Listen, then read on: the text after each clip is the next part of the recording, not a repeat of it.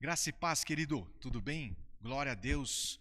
Estamos chegando aqui à aula 4. Preciso dizer a você que esse projeto vem sendo construído. Eu não sei como será o desfecho. A aula 5 está aqui sem assunto ainda. Então eu quero dar aqui para você um retrospecto, né? A aula 1 foi uma pregação que fizemos aqui na igreja.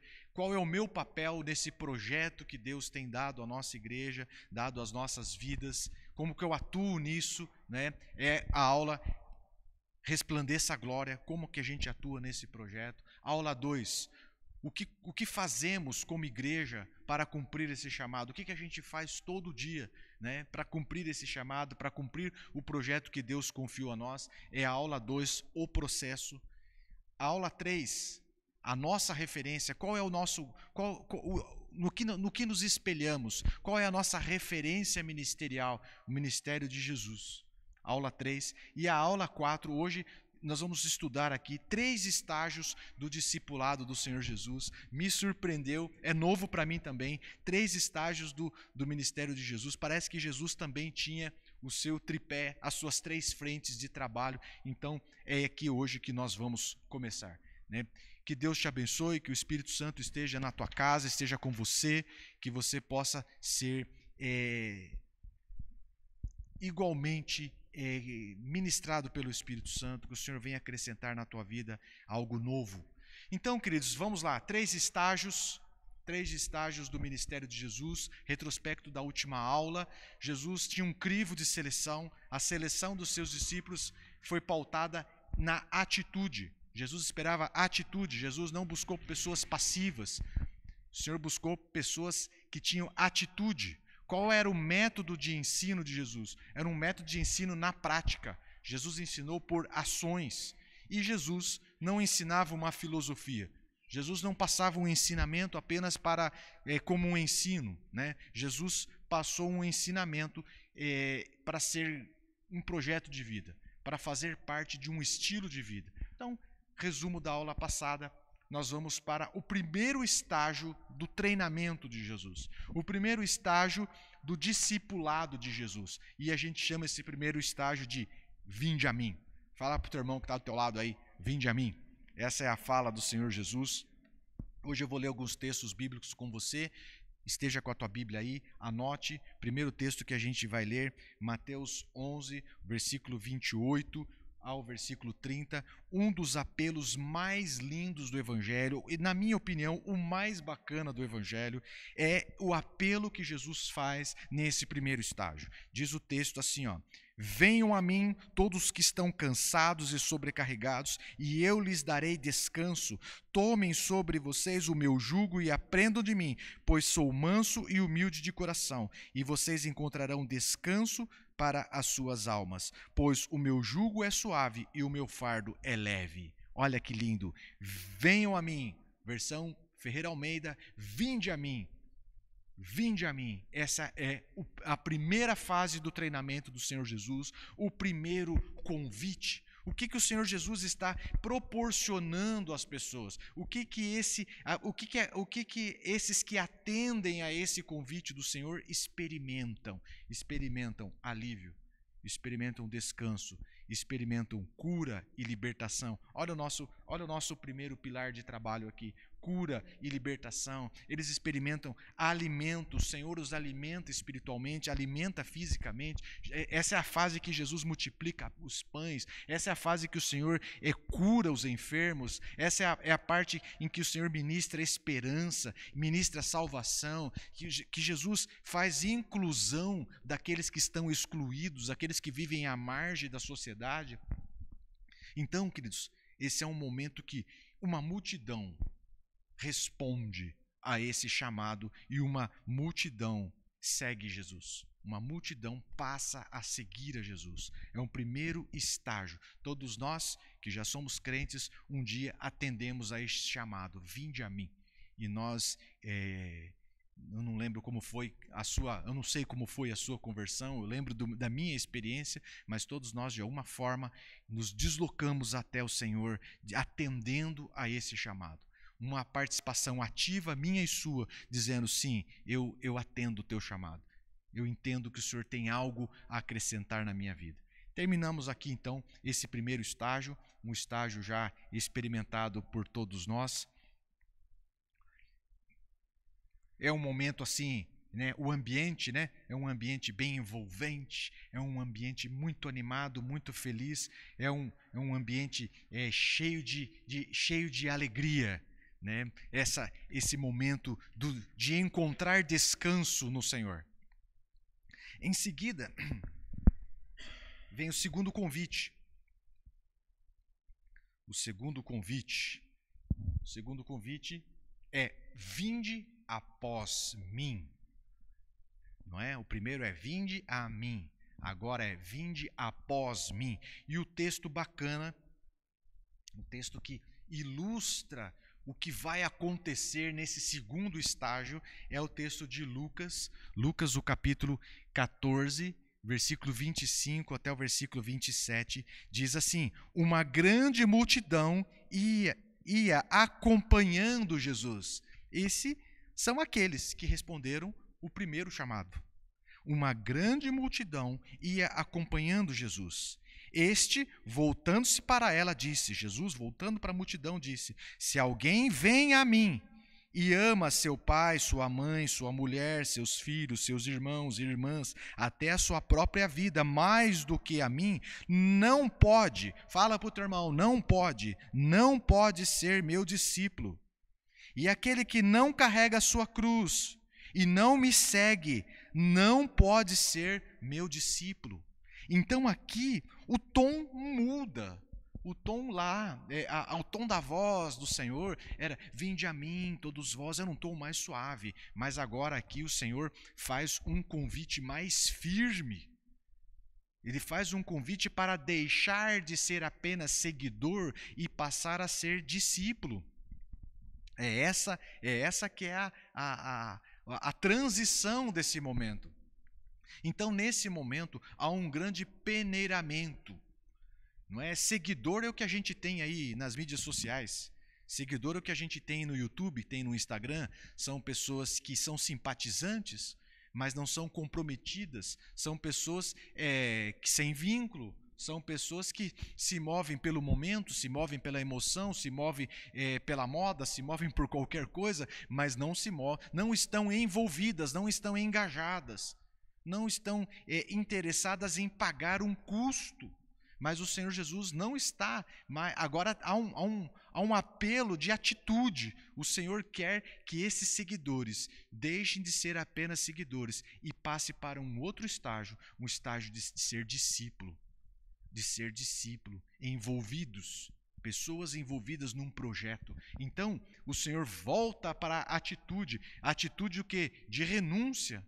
Né? Quando se lê no texto aqui, se alguém ama mais seu pai, sua mãe, seus irmãos, seus filhos, viu? Não é que o Senhor tem algo contra a família, que o Senhor quer intriga na família. Não pense assim, não é isso, definitivamente não é isso.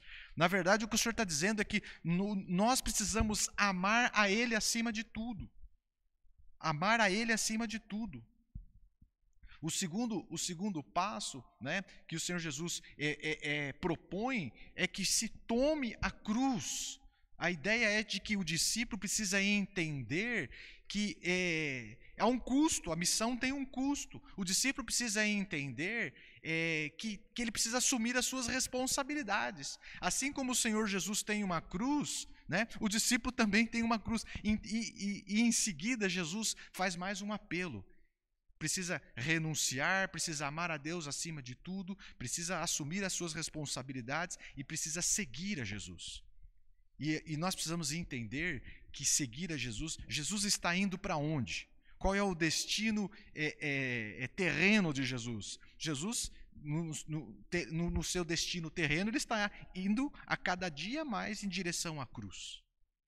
Então, esse crivo que o Senhor Jesus faz é buscando pessoas que vão realmente levar a missão adiante, porque o destino terreno de Jesus é a cruz, o destino espiritual de Jesus é celestial, é o céu, é a coroação, não é?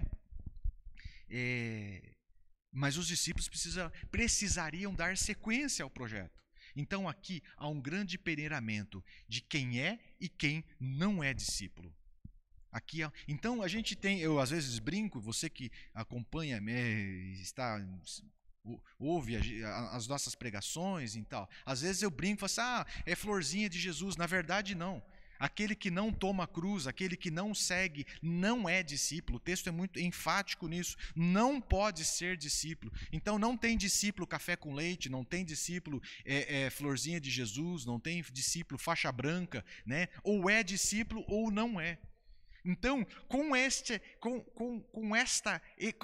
segundo chamado do Senhor Jesus, ele espalha a multidão, né? Passagens outras diz que muitos deixaram a Jesus e disseram, não, essa palavra é muito dura, esse convite é muito difícil. Então, com isso o Senhor espalha a multidão, o Senhor espalha os curiosos, o Senhor espalha os interesseiros, os empolgados, gente de ânimo duvidoso, não está muito certo do projeto, eles caem fora mesmo. Eles caem fora mesmo. E o que mais chama a atenção, queridos, eu não sei para você, mas eu fico impressionado, é que Jesus, o tempo todo, ele apresenta a liderança, ele apresenta o projeto dele muito fundamentado na realidade. Não tinha fantasia, não tinha glamour. O Senhor, em momento algum, vai dar um glamour à liderança, vai pintar o pavão. Em momento algum, o Senhor Jesus, na verdade, ele apresenta uma liderança muito focada na realidade. Por quê?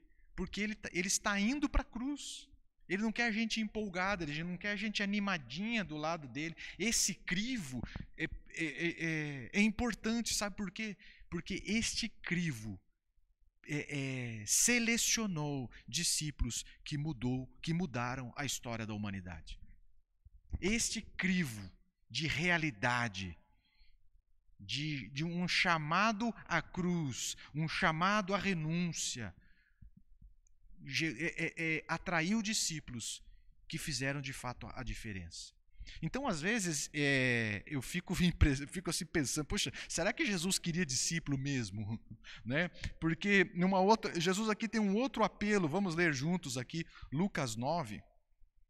É um outro apelo de Jesus, Lucas 9, 57. Jesus vai fazer um apelo para outros seguidores se tornarem discípulos. Então, Lucas 9, o versículo 57, diz assim: Quando andavam pelo caminho, um homem lhe disse: Eu te seguirei por onde quer que fores. Jesus respondeu: As raposas têm suas tocas e as aves do céu têm os seus ninhos, mas o filho do homem não tem onde repousar a cabeça. A outro disse: Siga-me. Mas o homem respondeu: Senhor, deixe-me ir primeiro sepultar o meu pai. Jesus lhe disse: Deixe que os mortos sepultem os seus mortos. Você, porém, vá e proclame o reino de Deus. Ainda outro disse: Vou seguir-te, Senhor, mas deixe-me primeiro voltar a despedir da minha família. Jesus respondeu: Ninguém que põe a mão no arado e olha para trás é apto para o reino de Deus.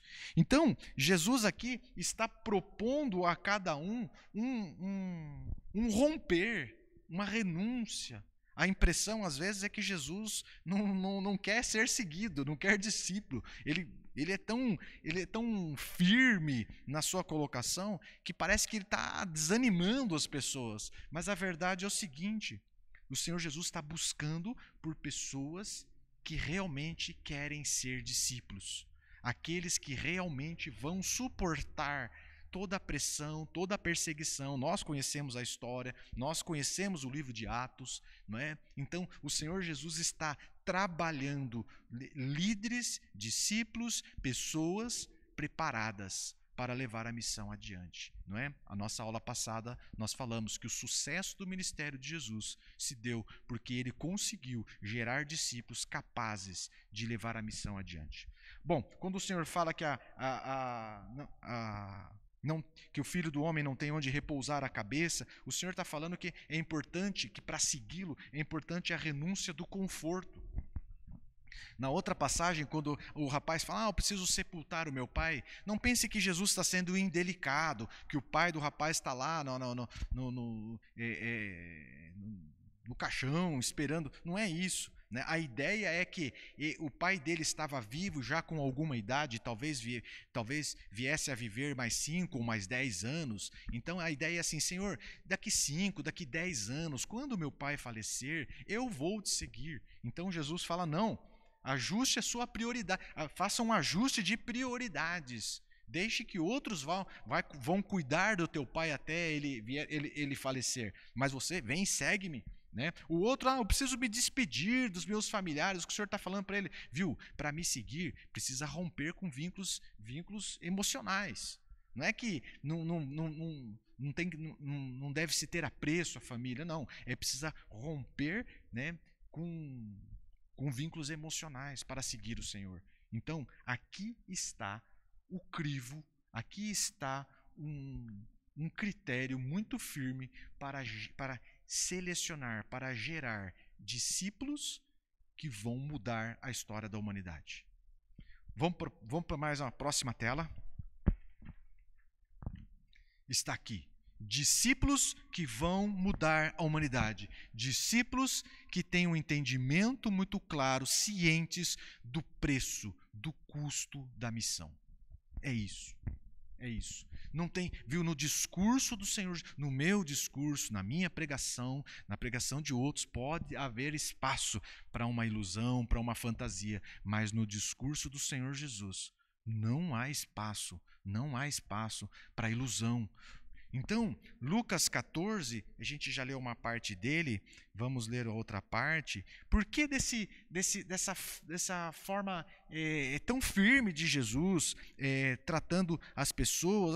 Afinal, as pessoas estavam com uma boa intenção, eu quero te seguir, eu quero ser teu discípulo. Mas por que Jesus era tão firme? Lucas 14, versículo 28 diz assim: qual de vocês, se quiser construir uma torre, primeiro não se assenta e calcula o preço para ver se tem direito suficiente, se tem dinheiro suficiente para completá-la? O que Jesus está falando é o seguinte, que ele quer pessoas que sabem que a missão tem um custo. Ele quer pessoas que pare, que pondere, que analise se estão realmente convictos de que querem segui-lo. O Senhor não quer ninguém enganado do lado dele. O Senhor não quer ninguém iludido do lado dele. Não é? A gente tem uma rodagem, né, no meio cristão, e quantas vezes, né, a gente chamava as pessoas para comer pizza na nossa casa, e antes da pizza a gente fazia um culto, cantava, passava a palavra por mão, passava a palavra para o outro, pregava, e depois a gente ia comer a pizza. O chato disso tudo é que as pessoas não foram convidadas por um culto, elas foram convidadas para comer uma pizza, né? Não é o caso. Jesus não vendia uma ilusão. O Senhor Jesus não comunicava uma ilusão, né? O Senhor comunicava a realidade. Aqueles que o seguiam estavam muito convictos do preço. Queridos, Marcos vai ser um texto, Marcos 10, de 29 a 30, é um texto que o Senhor Jesus vai dar uma motivada, né, nos seus discípulos. Vamos dizer assim, é um texto motivacional, não é? E Jesus vai apresentar a recompensa, a recompensa da renúncia, a recompensa de ser discípulo, não é? Porque a verdade é que há uma recompensa, mas o Senhor não prega a recompensa, o Senhor prega a responsabilidade. Então, Marcos 10, versículo 29. Respondeu Jesus: digo a verdade, ninguém que tenha deixado casa, irmãos, irmã, mãe, pai, filhos ou campos por causa de mim e do Evangelho, deixará de receber 100 vezes mais, já no tempo presente, casas, irmãos, irmãs, mães, filhos e campos, e com eles o quê? Perseguição, e na era futura a vida eterna. Oh, queridos, até quando Jesus vai trazer uma palavra motivacional, tipo assim, você vai receber 100 vezes mais. Receba, Robertão, 100 vezes mais. Eu só preciso te lembrar que também tem perseguição. Entende? Viu? Parece que o Senhor Jesus tem uma preocupação com que todos estivessem com o pé no chão. Porque nós, repito, nós conhecemos a história, mas foi exatamente isso. Os discípulos se multiplicaram e as pregações de Pedro converteram multidão. Então a família cresceu, né? As famílias depositavam diante dos apóstolos as ofertas, os seus bens, enfim, enriqueceram tudo aquilo que foi renunciado, aquele barquinho que Pedro deixou para trás, né? Já não fazia o mínimo sentido diante de tudo aquilo que Deus estava colocando diante deles para ser administrado. No entanto, eu e você sabemos que tinha perseguição. Eu e você sabemos que no passo seguinte, apesar de toda a prosperidade, apesar de todo o avanço, apesar das pregações impactantes do Evangelho e pessoas se convertendo e sendo curadas e sendo libertas, apesar do mover do Espírito poderoso, perseguição existia. E se não tivessem sido preparados, talhados nesse propósito, poderiam sucumbir. Então está aqui. O Senhor Jesus tinha uma preocupação. Os discípulos precisam estar cientes, precisam fazer o cálculo, precisam calcular se realmente querem segui-lo. Olha que confronto, né? Um confronto a mim e a você, meu querido. Será que realmente queremos vem após mim? Será que queremos realmente ser discípulos, ser trabalhados, treinados como discípulo do Senhor Jesus Cristo para cumprir um propósito? É uma pergunta fácil, todos nós vamos dizer sim, sim, eu quero. Pois bem, eu e você, o Senhor Jesus nos convida a calcular o preço. E é mesmo assim, estar com Ele. A recompensa é do outro mundo, a recompensa é celestial. Mas nós precisamos de convicção, de querer, mas querer de verdade. Não há espaço para ilusão, não há espaço para empolgação, não há espaço para ir caminhando no embalo, porque esse vai, porque aquele está fazendo, eu vou também. Não há espaço. E aqui é que separa o seguidor, o empolgado, do discípulo, aquele que está disposto à cruz, aquele que está disposto a pagar o preço pelo Evangelho. Amém? Terminamos a fase 2, vamos para a fase 3, a fase mais empolgante. É o ID. É o ID. O texto de Mateus 28, 19 a 20, o texto da grande comissão, não vou ler, você já conhece. O ID, queridos, é um grande momento, é o momento de cortar o cordão umbilical. É o momento da emancipação. É o momento de liberar aquele que foi discípulo, aquele que veio ao Senhor, aquele que foi discipulado. Vinde a mim, vinde após mim, né? Fase 1 e fase 2. Agora o Senhor dá um empurrão nas costas e fala, ide. Então, a gente precisa entender esse processo. Vamos fazer uma comparação com um processo biológico de emancipação. O bebezinho está lá na barriga da mãe, ele tem um cordão umbilical que alimenta ele frequentemente, ele passivamente vai se desenvolvendo, né, às custas desse alimento que chega através do cordão umbilical. Mas ao nascer, o primeiro procedimento que se faz, ele pulou para fora, o primeiro procedimento que se faz é cortar o cordão umbilical. E aqui começa já um processo em que o bebê agora não mais se alimenta passivamente, agora ele tem que se alimentar pela boca e mamar. E isso gera um esforço. Alguns ficam suadinhos, né, para mamar, não é? E à medida em que ele vai crescendo, chega um momento que a gente já não coloca mais papinha na boca, a gente já não dá mais papinha. Agora é um alimento consistente e ele mesmo tem que comer. E chega numa outra fase na vida que ele não só come sozinho, como ele também vai buscar a própria comida, ele prepara a própria comida e ele se alimenta. Entende? É assim, né? O processo biológico de emancipação. Nas questões espirituais acontece o mesmo. Né? Nós, os líderes, nós como liderança, precisamos discernir o momento. E aqui que está o grande lance. Não é? Discernir o momento. O momento, queridos, é o seguinte, À medida em que as pessoas vão assimilando responsabilidade e vão desenvolvendo essas responsabilidades com coerência, ele recebeu uma oportunidade, nós vamos entregar a ele uma responsabilidade. Ele vai desenvolver isso com coerência. Vida é prática, vida vivida. Não é só do discurso, não é só do fala-fala.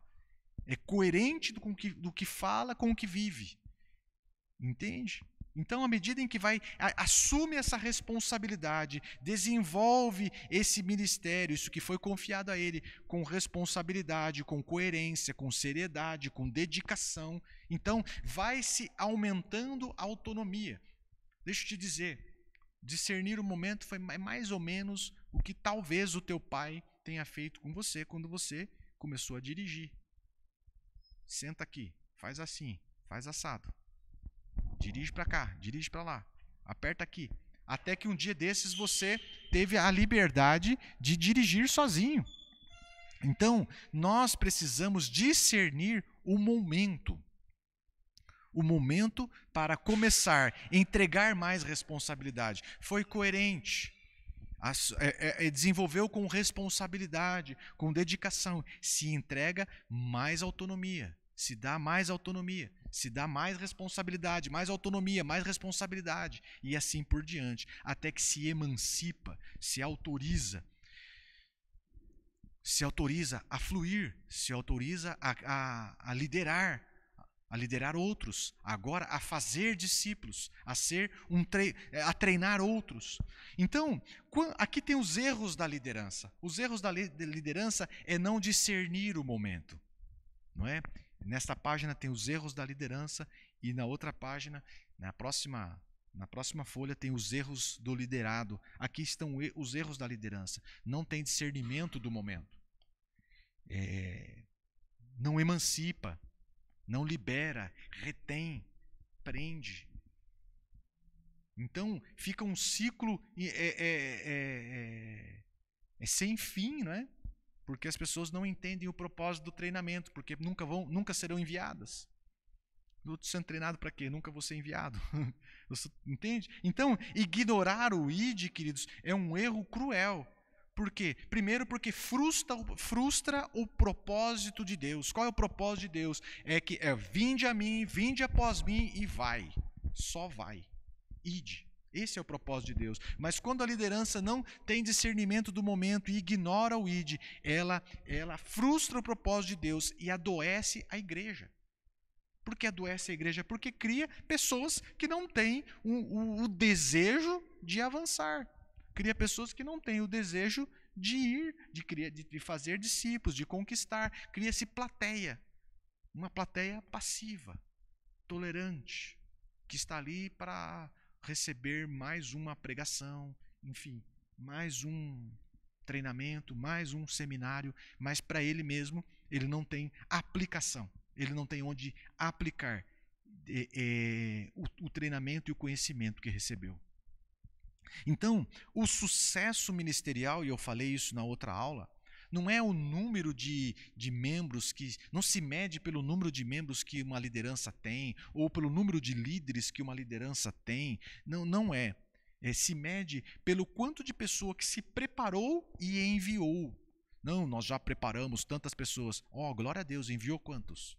Entende? Então, o processo completo é o preparo e o envio. É aqui que se mede. É quantas pessoas foi emancipada. O Senhor Jesus treinou bastante gente, mas emancipou 11, porque um se perdeu. Entende? Então, é aqui que começamos a errar.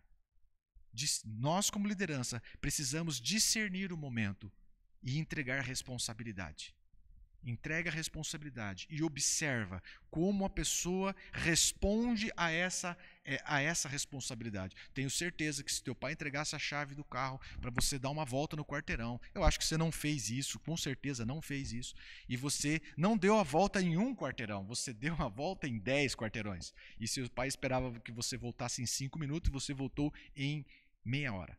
Tenho certeza que encerrou as suas oportunidades. Não é? Por quê? Porque não mostrou responsabilidade. Então, queridos, é aqui. É aqui que nós, como liderança, precisamos preparar líderes e enviar com o propósito de que sejam maiores do que nós. É isso que Jesus fez. Obras maiores farão. Uma geração subsequente tem que ser mais capaz, mais ungida, mais preparada, mais cheia do Espírito Santo do que a anterior. Amém? Fechamos essa tela, vamos para a próxima. Se você está dormindo, acorda, porque aqui tem uma aplicação prática para as nossas vidas. Aqui tem uma aplicação muito prática para as nossas vidas. Em que momento nós podemos errar? Em quais são os momentos estratégicos e cruciais que nós podemos errar? Eu preciso te dizer que nós podemos errar em qualquer momento. Estava conversando com o Roberto há pouco, nós temos uma habilidade danada de meter o pé pelas mãos a qualquer momento. Mas eu observo que as transições, os momentos de transições, são momentos de maior vulnerabilidade. Então, a palavra nos momentos de transição, que precisa estar muito firme em nós, é estarmos sincronizados com o tempo de Deus. Estarmos sincronizados com o que Deus está fazendo. Porque antes da hora traz prejuízo, e depois da hora traz prejuízo. Então, nós precisamos estar exatamente sincronizados com o coração de Deus. É aqui que está o segredo. Então, esse primeiro momento... como é que eu vou discernir que está mudando a minha estação? Vou dizer uma coisa para você. O Senhor muda o tom.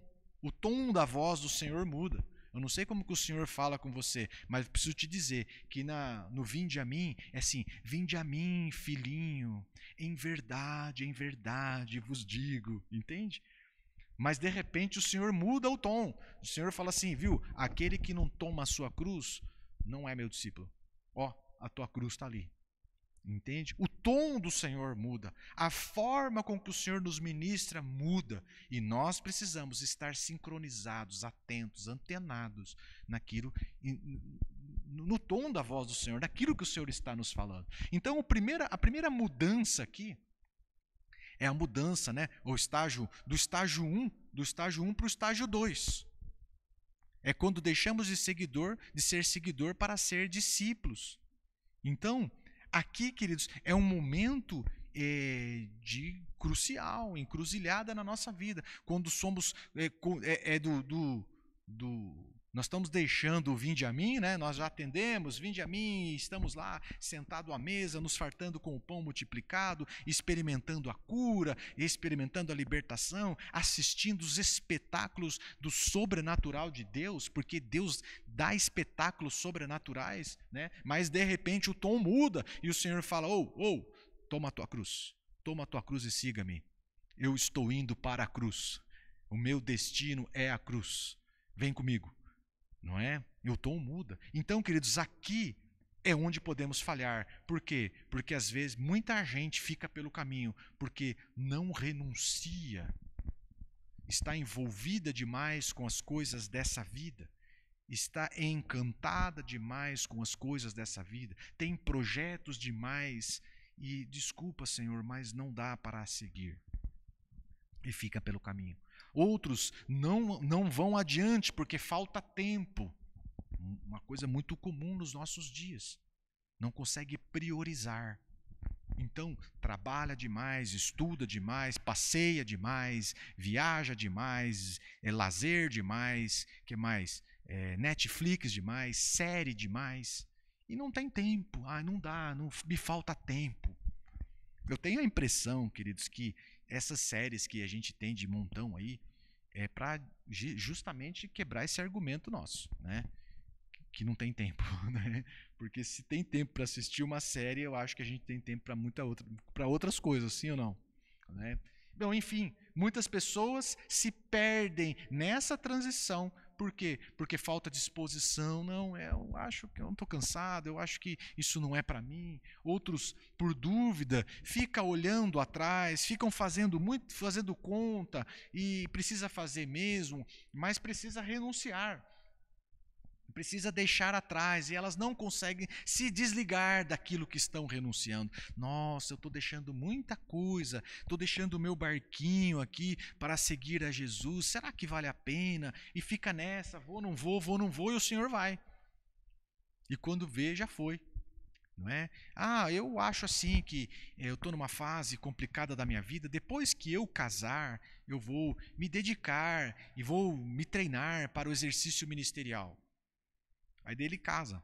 Aí agora ele vai, não, depois que eu montar a minha casa, comprar os meus móveis, eu vou me dedicar. Aí ele compra os móveis. Não, depois que eu comprar o meu apartamento, enfim. Não vai. Não vai. Fica pelo caminho. Esse é um momento crucial. Vai examinando a tua vida e veja se, porque esses são os pontos de onde a gente se perde. Onde a gente se perde. A outra transição, queridos, que pode acontecer de nos perdermos é do estágio 2, né, do vinde após mim, para a fase 3, que é o id. É quando deixamos de ser discípulos e passamos a ser um discipulador. E eu preciso te dizer que aqui é um momento crucial e muito crucial. E eu lamento te dizer que o que eu vou relatar aqui, eu já cansei de ver pessoas se perdendo exatamente nesse momento.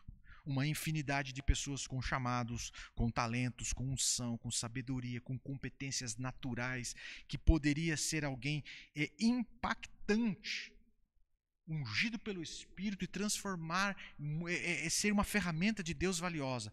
Eu cansei de ver gente com essas habilidades, com essas competências, ficarem pelo caminho. Por quê?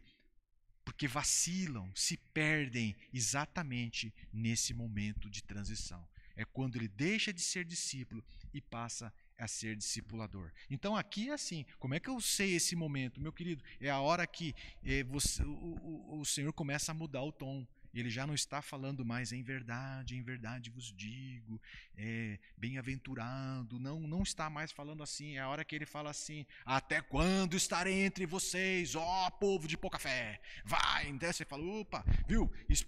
Jesus, não conseguimos expulsar o demônio, rapaz, vocês, vou te falar, né? O tom muda, é isso, esse é o momento. Então, queridos, aqui nós nos perdemos porque muitas vezes a gente está seguindo Jesus, nós somos discípulos, mas nós não estamos com fome de aprender. A gente nunca acha que o cajado vai cair na nossa mão. Então não, eu nessa sequência aqui a gente fantasia uma hierarquia. E a gente acha que o cajado nunca vai cair na nossa mão. Não, eu acho que o cajado vai cair na mão de Pedro, aí depois vai cair na mão de João. Não vai chegar a minha vez. Mas acontece que chega. Acontece que chega. E a gente não se preparou. Apesar de ter andado com Jesus, apesar de frequentar a igreja, assistir esse curso, assistiu o outro também, participou de seminário, fez isso, fez aquilo, mas não assumiu uma responsabilidade, não se antenou que um dia desses, né, é a vez dele. Um dia desses o Senhor dá um tapão nas costas dele e fala assim, vai, é com você. Entende? Então, não se prepara, não busca, não estuda, não ora, não assume responsabilidade, fica passivo, se esconde, né? Se esconde atrás do outro. A gente fazia muito isso na escola, né? O professor ia fazer uma pergunta assim, a gente dava aquela encolhidinha assim para ver se passava de liso, não é? É assim, tem crentes que também, né? Talvez você, eu já fui um desses, né? Que a gente segue Jesus, mas não segue de muito perto, né? Segue ali, enfim, não se prepara e aí se perde. Chega a hora e ele não está pronto. Chega a hora e ele não está pronto. O outro, queridos, é um momento terrível, que é a insubmissão. A insubmissão é assim. Recorda aqui comigo. Jesus enviou os discípulos de 2 a 2. Lembra disso? Aquilo era um ensaio. Aquilo era só um treino. Né? E eles foram de 2 a 2 e expulsaram demônios e curaram enfermos, agitaram no reino do Espírito. O próprio Jesus fala, cara, vocês chacoalharam que eu vi Satanás cair. Vocês fizeram tremer. Né?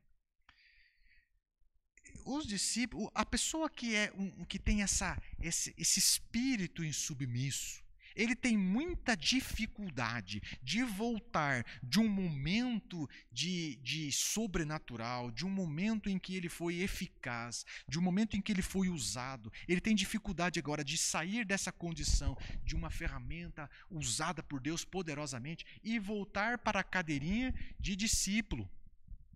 Ele tem dificuldade. Ele acha, não, eu já tô, eu tô pronto, eu preciso ir, entende? Nossa, que desperdício. Nossa, essa cadeira para mim me cansa. Quando que eu vou? Entende? Então, queridos, esse espírito da insubmissão, nós precisamos exorcizar da nossa vida.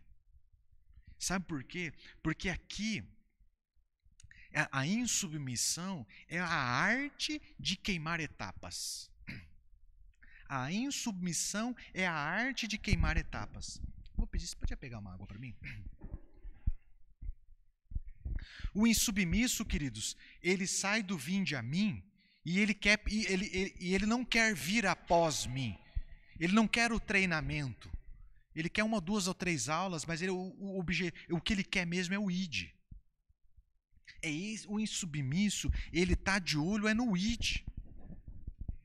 E isso não é ruim, é o propósito de Deus. Mas o que acontece? Antes precisa receber um treinamento.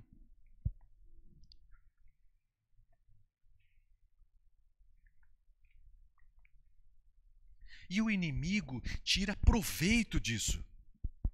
Esse é o momento em que o inimigo não faz oposição. Né? Esse é o momento em que, pelo contrário, o inimigo se propõe a ajudar. Você vai se recordar lá, né, na tentação de Jesus, eu já preguei isso aqui na igreja, o inimigo chega, tenta daqui, tenta dali, e de repente ele fala assim, tudo te darei, eu sei que você veio para conquistar o mundo, eu reconheço que você tem unção, capacidade, eu reconheço o teu chamado, eu sei que você é o enviado de Deus, eu vou te ajudar a chegar no teu propósito. É essa que é a estratégia. Eu sei o teu propósito, eu reconheço o teu chamado, eu reconheço o teu ministério, eu vou te ajudar a chegar no propósito. Por um caminho mais curto, pelas vias erradas, por um atalho, mas você vai chegar. Entende? Então, aqui é a hora que essa estratégia maligna encontra uma disposição muito forte no coração de muitos líderes, que é a insubmissão. E o inimigo está falando assim, não, você é um pregador de multidão e o teu pastor está te segurando. E ele, é verdade, pronto. Morde a isca. Se lança fora do tempo. Vamos voltar lá. Jesus enviou de 2 a 2, eles foram lá pregar, foram lá e fizeram sinais e maravilhas. Mas quando terminou definitivamente o treinamento dos discípulos? Quando os discípulos definitivamente foram emancipados?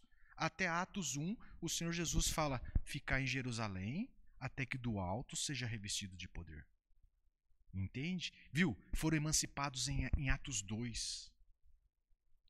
Então, o insubmisso, ele pode ter bons resultados, mas ele perde a unção do Espírito. O cara que lá saiu de 2 a 2, se empolgou e resolveu, não, nós estamos cheios de poder, nós já aprendemos o que precisava aprender com Jesus e agora vamos pregar o Evangelho, vamos pregar porque as pessoas estão se perdendo. Sabe, queridos,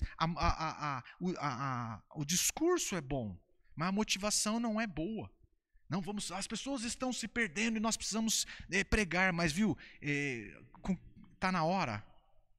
Está na hora. Os caras que saíram antes perderam a unção do Espírito de Atos 2. Então, o insubmisso, ele perde a unção do Espírito. Ah, pode ter bons resultados? Ah, pode ter. Pode alcançar? Pode. Mas, viu, perde a unção do Espírito Santo. E aí que é um cuidado que eu e você precisamos ter. Não é? Por quê? Porque às vezes nos deparamos com essas pessoas, viu, queridos? À medida em que nós vamos amadurecendo na fé e crescendo, a gente percebe isso muito fácil na vida das pessoas. Nós, todos líderes, precisamos perceber, porque às vezes o cara, não, porque eu preciso pregar, porque o meu pastor está me cortando, porque o meu líder, porque o meu apóstolo, queridos, viu? E aí a gente entra numa parada de talvez por ignorar o momento de Deus na vida da pessoa, ou às vezes pior, por bajulação, a gente fala, não, irmão, nossa, Deus está com você, não, eu vejo a unção do Senhor sobre a tua vida, pronto. É um empurrão que precisava para mergulhar na insubmissão e encaminhar para um outro espírito, que é o espírito da rebelião.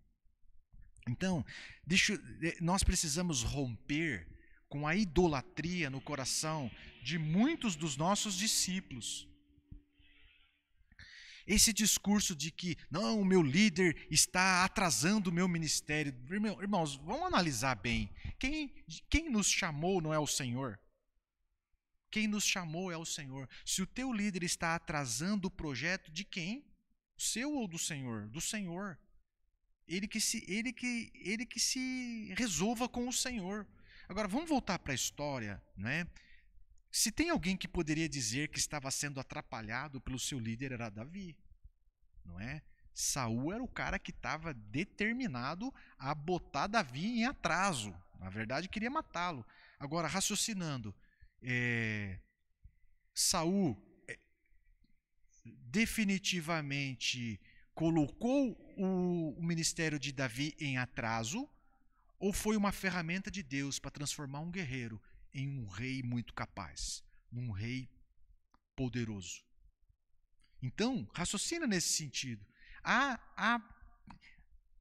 barreiras que nós precisamos passar.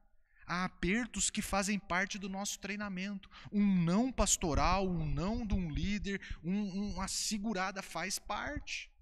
Por quê? Porque tudo que Deus permite é necessário. É necessário. Tudo que Deus permite nas nossas vidas é necessário para o nosso treinamento. Eu tenho certeza que se nós pudéssemos conversar com Davi lá no fim e falar assim, cara, como é que foi o estágio com o pastor Saul? E ele ia falar assim, rapaz, terrível, mas necessário. Ia rir, ia dar risada. Ia falar assim, necessário. Por quê? Porque muitas coisas eu aprendi muito com aquilo. Então, queridos, aqui está um cuidado tremendo que eu e você temos que ter com o nosso chamado. A insubmissão nos empurra para algo que parece bacana, mas o desfecho não é bom, porque é um desfecho onde vamos perder a unção do Espírito. Nós vamos atropelar o tempo de Deus. Bora. O outro momento, outro acontecimento muito comum nessa fase em que estamos saindo da condição de discípulo e migrando, né, e sendo levado para a condição de discipulador, nesse momento de ser emancipado, é o que eu chamo de a síndrome do estou pronto, né? E aqui é o texto de Lucas, vamos ler, é o texto de Lucas 22, vai falar de Pedro.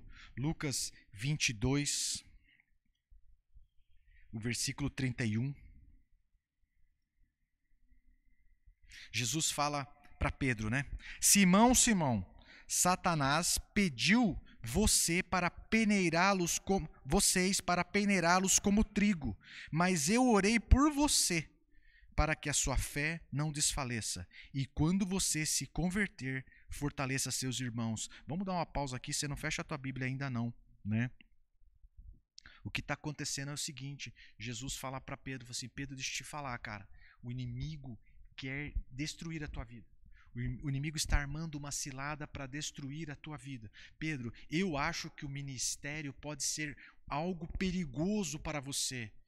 Eu acho que isto pode gerar uma morte espiritual na tua vida. Nesse momento, eu estou preocupado com você. E eu orei e intercedi por você, Pedro, para que a sua fé não venha a ser destruída, para que você não venha a morrer espiritualmente.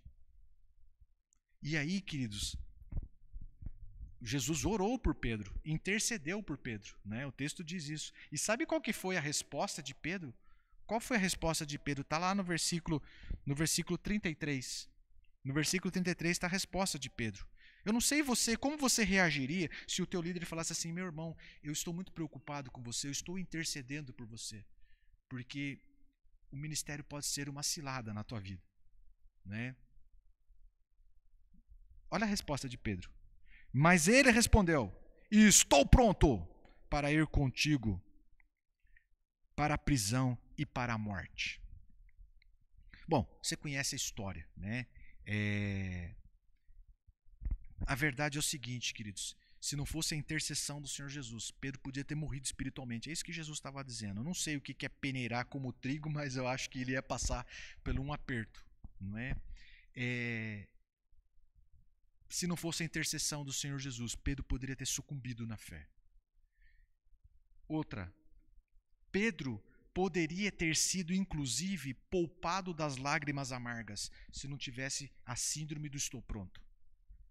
Ele poderia ter feito, no lugar de estou pronto, ele podia: Senhor, não me diga verdade, tem misericórdia, ora mais por mim, Jesus. Dobra o joelho ali na frente, ora mais, Jesus. Ora mesmo, Jesus. Manda uns anjos aqui, expulsa demônio, faz alguma coisa, mas eu não posso, né? Eu não posso sucumbir, Senhor. Não posso ter caminhado contigo tanto tempo e agora, bem na hora final, eu não posso ser um dos que ficam para trás. Então, sabe, a síndrome do estou pronto, queridos, leva alguns líderes à morte espiritual. Porque alguns líderes em potencial à morte espiritual. Porque tem alguns líderes, pastores, desses liderados em potencial, que não são como Jesus.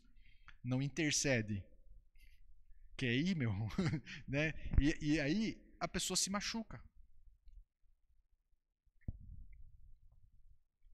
Jesus intercedeu por Pedro, mas tem muitos líderes que não intercedem por esses que estão prontos. Eu estou pronto, mas eu estou pronto, então vai. Sai que é tua. E se machucam espiritualmente. Se machucam. Então, aqui, Pedro poderia ter... Se Pedro não padecesse dessa síndrome do estou pronto, sabe o que é? Ele poderia ter se poupado, inclusive, do maior vexame, né? Que os levou a lágrimas amargas. Alguns líderes não intercedem pelo liderado e ele quebra a cara. Outros intercedem, o liderado faz tal como Pedro, quebra a cara. Mas o líder não restaura. Jesus restaurou Pedro. Bom, não vou esticar mais aqui, mas você conhece a história de que Jesus restaurou Pedro. E Pedro passou por mais um aperto, que agora é se deparar com Jesus, né? Dizendo que o amava. Perguntando, né? Se você me ama, Pedro, não é? Então, queridos, aqui está algumas encruzilhadas que eu vejo muito, que eu já nessa caminhada.